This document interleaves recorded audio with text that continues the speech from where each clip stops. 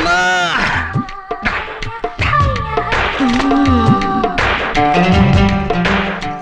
దా కూర్చో.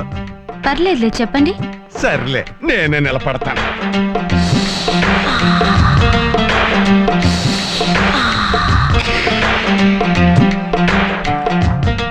నువ్వు ఫుడ్ చేయడంలో ఎక్స్పర్ట్ కదా, మరి టీ ఏంటి కుడితి నీళ్ళలా ఉంది? అవును, అవి కుడితి నీళ్ళే. చిచి, నువ్వు అలా చెయ్యవు. మా బండోడే నువ్వు ఇచ్చిన టీ తాగేసి ఈ కుడితి నీళ్ళు నాకు పోసేసి ఉంటాడు. అయినా మీరేంటండి ఇంత తీరిగ్గా ఉన్నారు? నేనంతే, తిరగల రైట్ టైపు, పని పాట ఏం లేదు కదా. అడగటం మర్చిపోయాను, మార్నింగ్ టిఫిన్ ఎలా ఉందండి? నిజం చెప్పమంటావా? చెప్పండి. నీ మొక్కల్లో ఉంది. అంటే అదిరింది. అదిరింది సరే, అరుగుతుందా అని. ఎక్కడ అరుగుతుంది? నువ్వు వచ్చినప్పటి నుంచి తినిపించేస్తున్నావు. నీకు రావాల్సిన పొల్లటి తేపులు నాకు వచ్చేస్తున్నాయి. అరిగేటట్టు నేను చేస్తానుగా, నాతో రండి. లైఫ్ లో బయట లేడీస్ చేయి పట్టుకోవడం ఫస్ట్ టైం. సర్లే రండి.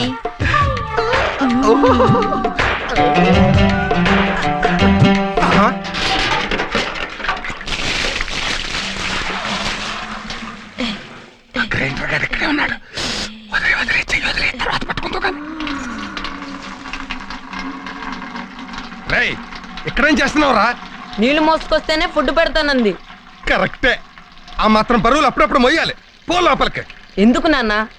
నేను ఎక్కడో ఇంపార్టెంట్ పని మీద ఉన్నాను. ఏమిటి అంత ఇంపార్టెంట్ పని?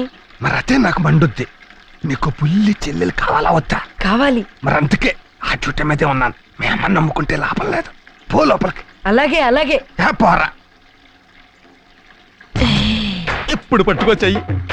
అవుట్డోర్ లో ప్రేమించుకుందావా, ఇండోర్ లో ప్రేమించుకుందావా? ఎక్కడ ప్రేమించుకోవాలన్నా మీరు నాకు ఈ బట్టలన్నీ ఉతికి పెట్టాలి. ఏంటి బట్టలు ఉతకాలా?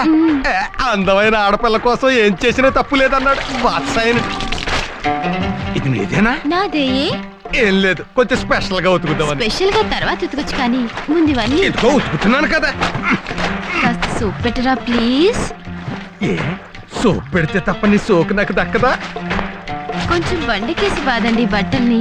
నీ బట్టలు బాగా స్మూత్ కదా, బండకేసి బాగా ఉతికితే చిరిగిపోతాయేమో. ఏం పర్లేదు, బాదండి.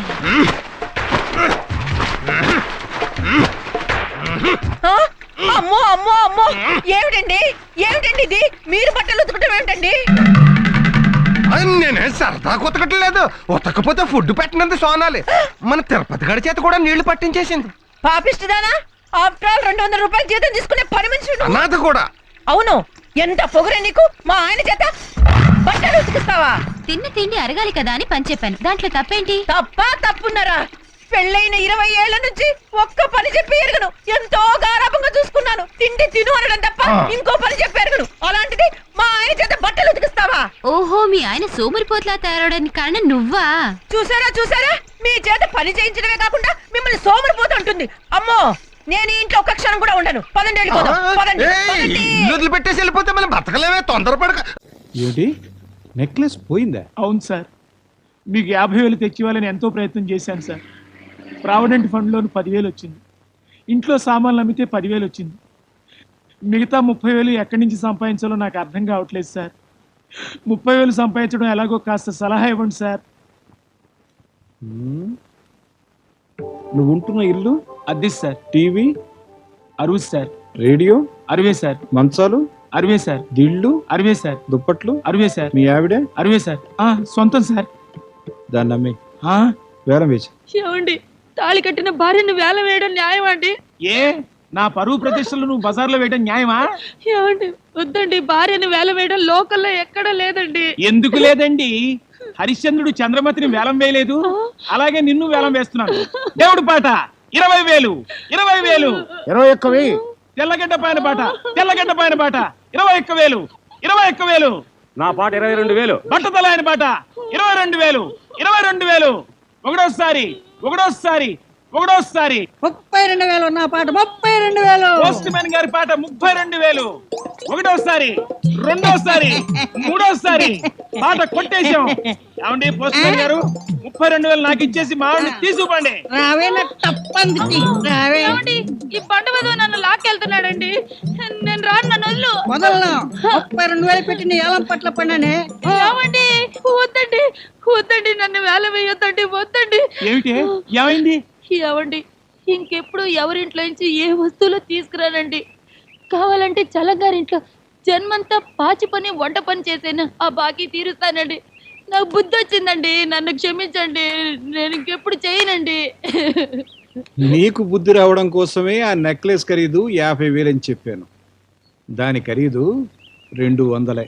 అది బంగారం కాదు, చిలకలపూడి సరుకు. నిజంగానా?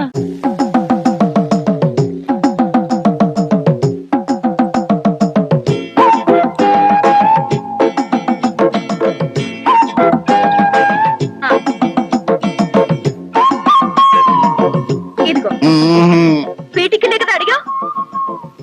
అది ఏదివ్వు? అదే ఆ లోపల దాకేవే ఆ కిళ్ళి. ఆ కెట్టి కొట్టానంటే అనకాపల్లో పడతావు పోకిరి సచ్చినోడా. ఆ కిళ్ళి కట్టేది రోజుకొక్కసారే, అది జన్మకిచ్చేది ఒక్కడికే. నా డ్రైవర్ వచ్చేసాడు, నా బండి వచ్చేసింది. మొన్ననే వస్తాను. ఏమో ఎంత లేట్ గా వచ్చావు? 6ంటికి రావాల్సిన బండి 9ంటికి వస్తే నేను ఎంత టెన్షన్ ఫీల్ అయ్యానో తెలుసా? నా గురించేనా? నీ గురించి కాదు, లచ్చలు పోసుకున్నాను అబ్బా అండి ఏమైందోనని. నీ ఏడుపుకి తగ్గట్టుగా నిజంగానే నీ బండి డ్యామేజ్ ఆ? అయింది. ఏమైంది నా బండికి? ఓర్ నాయనో, ఇదేంటి మడ్గారెట్ట వంగిపోయింది, లైట్ కూడా పగిలిపోయింది. యాక్సిడెంట్ అయితే పగలదండి మరి. నువ్వు నోరు మూసుకో. హార్న్ సౌండ్ కూడా ఇది వరకట్లా లేదు.